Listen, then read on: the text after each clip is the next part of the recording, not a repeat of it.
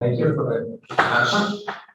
Yeah, so we do applied security research at my group that's now at the University of Vienna, and also SPA research, which some of you might know. Also, we organized the CCS conference back in 2016, and hopefully like 3 or 4 years we'll also organize it again in Vienna. So what we do in our research is we are applied computer science, applied security research people.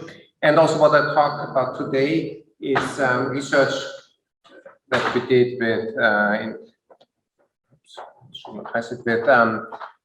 PhD students who take up research opportunities of interesting problems.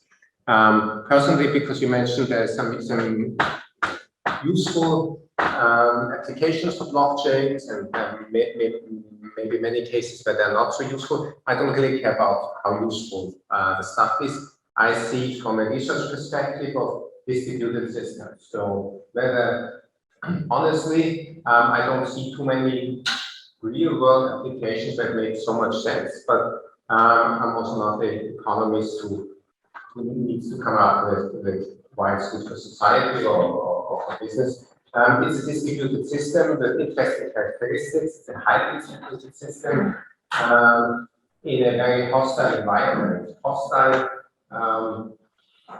because obviously it's distributed, but also in particular interesting because with cryptocurrencies there's complete monetary value attached to digital stuff, and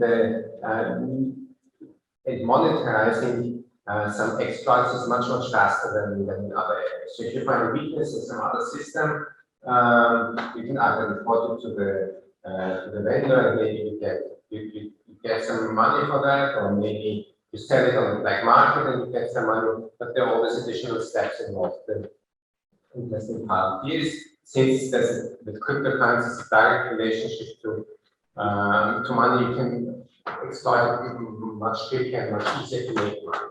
So the environment is even more hostile than maybe in other areas. So this is simply interesting research. So even if you don't think that there are any useful applications, or if you are convinced that this technology will be extremely useful in future, it doesn't matter for points of research and having good PhD topics and looking at interesting questions. You can do this regardless